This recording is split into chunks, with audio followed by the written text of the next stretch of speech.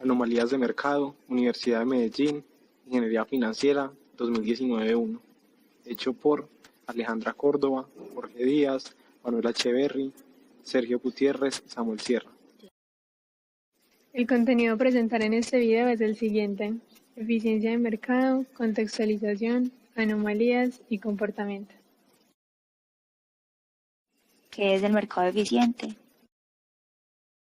Esta teoría propone que si un mercado de valores es eficiente en su información por parte de los agentes económicos que están en el mismo mercado y su competencia, pueden conducir a una situación de equilibrio en la que el precio de mercado de un título se le logre realizar una buena estimación de su precio teórico.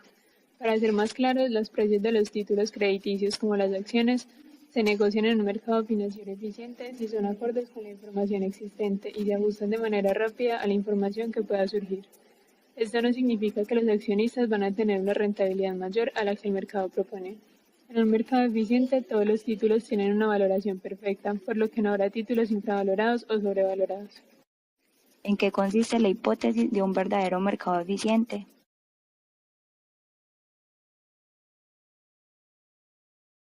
Cada activo tiene incorporada cierta información acerca de los valores, permitiendo la entrada y competencia al mercado. La hipótesis nos confirma que es imposible superar consistentemente al mercado mediante el uso de cualquier información que ya se conoce. Los precios cambian hasta que se refleja esa información y por información se refiere a cualquier noticia que pueda afectar. La hipótesis fue creada por el profesor Eugene Fama de la Escuela de Negocios de la Universidad de Chicago y esta emergió como una prominente teoría a mediados de 1960, dando solución a que las acciones siempre trazan su valor justo, haciendo imposible que los inversionistas compren acciones subvaloradas o vendan acciones con precios inflados, por lo que sería ganarle al mercado a través de una estrategia de selección de acciones. La teoría no requiere que los inversionistas sean racionales, por el contrario, esta permite que cuando los inversionistas se enfrentan con una nueva información, algunos se puedan sobrereaccionar y otros infrarreaccionar. Sin la hipótesis de mercado eficiente, las finanzas empíricas serían solo históricas, anécdotas de Wall Street como me hice rico y algunos tratos, por lo que el mercado eficiente y trabajo empírico están conectados. El trabajo empírico aplica el método científico al mercado financiero y los mercados eficientes enseñan a evaluar teorías por sus predicciones que se basan en hacer los números y el trabajo empírico científico de verdad y no a leer periódicos o contar historias. ¿En qué época el trabajo empírico influyó en el mercado? De los 50 el trabajo empírico comienza en el mercado eficiente. En esta época las finanzas no existían hasta que Markowitz hizo su libro en 1959. Había una teoría de valor de activos hasta que el primer modelo surgió entre 1964 y 1965. El problema básico o unión básica entre el valor de los activos y los mercados eficientes no era entendido. Entonces Morris Kendall y Heidi Roberts eran estadísticos y con la llegada de los computadores se expandieron realizando la distribución de retorno de seguridad y su comportamiento. Con la llegada de las finanzas que le esperaba el mercado eficiente.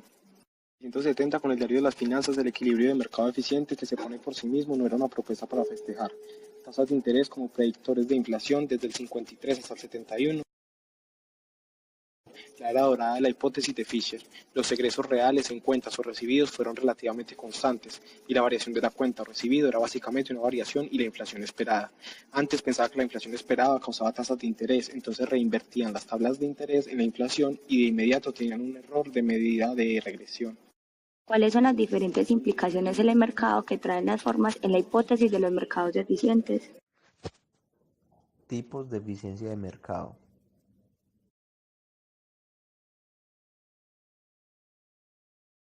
Eficiencia débil consiste en que no pueden obtenerse retornos sobrenaturales mediante el uso de estrategias de inversión basadas en los precios históricos de las acciones, ya que las herramientas del análisis técnico no son capaces de generar retorno consistentemente por sobre la media del mercado, aunque algunas formas del análisis fundamental todavía pueden proporcionar rendimientos superiores y no existe un patrón en los precios de eficiencia semifuerte. En esta se implica que los precios de las acciones se ajustan a disposición del público mediante nueva información que se internaliza muy rápidamente. La eficiencia semifuerte implica que ni el análisis fundamental ni las técnicas de análisis técnico son capaces de producir retornos superiores y para probar la interiorización de las noticias antes conocidas debe ser razonable e instantánea. Eficiencia fuerte. Los precios de las acciones reflejan toda la información pública y privada y no pueden generar retornos superiores. Si existen obstáculos jurídicos para que la información privada se convierta en información pública, como ocurre con el tráfico de información privilegiada, la eficiencia fuerte es imposible. Para comprobar la fortaleza de la eficiencia, los inversores no pueden ganar de forma consistente durante un largo Ahora hablaremos de las anomalías en el mercado. Es cuando la rentabilidad es bursátil, es decir, si se realiza una inversión, los rendimientos van a ser extraordinarios. Además, son fenómenos que muchas empresas utilizan ya que es muy predecible el hecho de que generan un beneficio. Hablaremos de las principales. Efecto tamaño. Anomalía que implica que las empresas pequeñas tienen mayor rendimiento que las empresas grandes. De esta forma, si alguien invierte en una empresa pequeña, va a obtener más rentabilidad en sus acciones que si invierte en una empresa grande. Eso se puede dar por varias razones. Una de ellas es porque las empresas pueden tener costos de transacción tan altos en la compraventa de títulos que se vuelven valores líquidos, por lo que los accionistas reciben una compensación o beneficio mayor. Se dice que esta anomalía está relacionada con el efecto Nero y con ayuda de esta se puede explicar las rentabilidades elevadas, producto de las pérdidas fiscales y el maquillaje de cartera. En general, se considera este efecto un indicador de ineficiencia. En el sector bancario, el Banco de Occidente cuenta con una participación de 4,9%, mientras que el Banco Popular solo tiene 2,9%. Por eso podemos concluir que el Banco de Occidente es en poca medida más grande que el Banco Popular.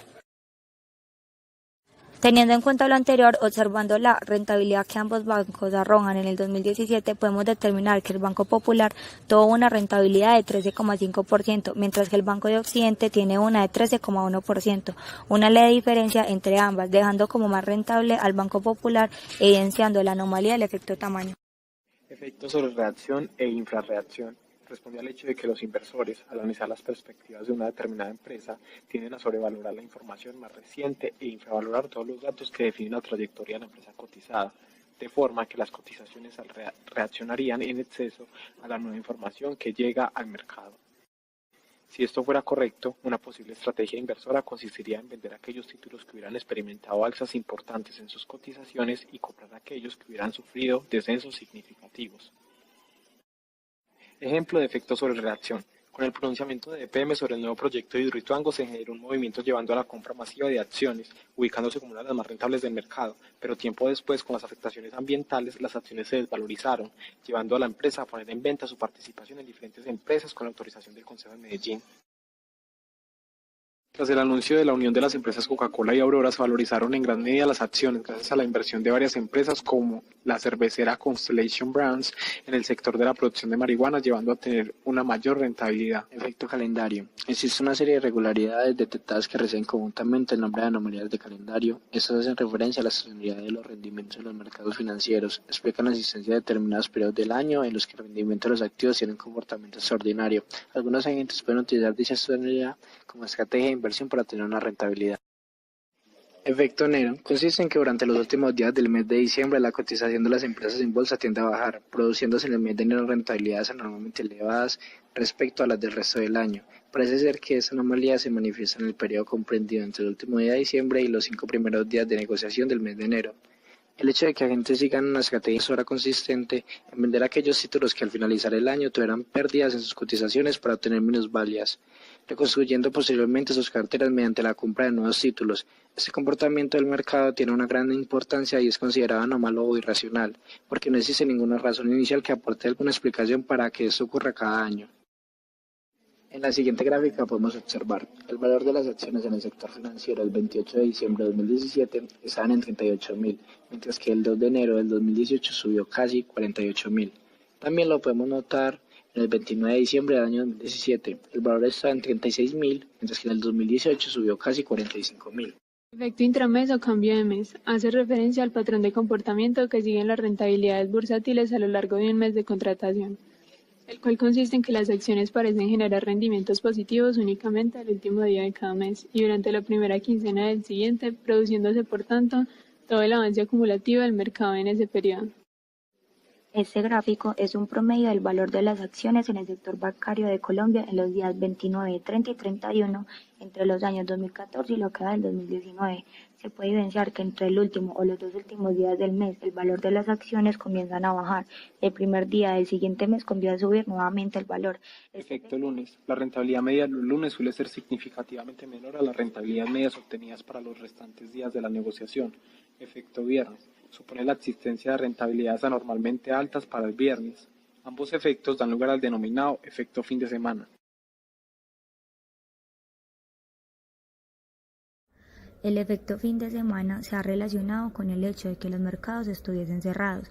Para comprobar si esta era la causa de dicha anomalía, se han realizado diversos estudios en los que se ha analizado el comportamiento del mercado después de distintos días festivos diferentes al fin de semana. Se ha rechazado dicha hipótesis, pues los resultados obtenidos ponen de manifiesto que las rentabilidades medias de los días anteriores a un festivo son superiores al resto de los días, anomalía que ha pasado a ser conocida como efecto periodo vacacional o efecto vacaciones. Consiste en la existencia de diferencias en las cotizaciones al principio y al final de la jornada bursátil en todos los días de la semana. Consecuencia de este comportamiento, los rendimientos de los lunes son negativos en promedio durante los primeros 45 minutos de contratación y positivos para el resto de días de contratación.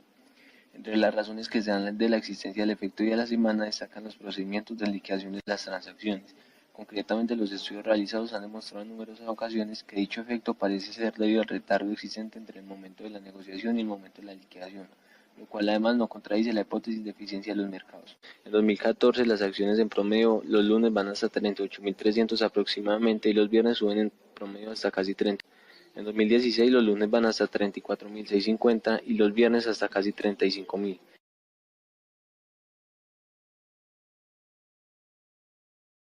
En 2017 los lunes van hasta 38.200 y los viernes hasta 38.500. Cabe aclarar que en cada uno de los gráficos mostrados en este video no se evidenciaba actividad en algunos días o años. Eso sucede a que la Bolsa de Valores de Colombia no presta su servicio los días sábados, domingos y festivos.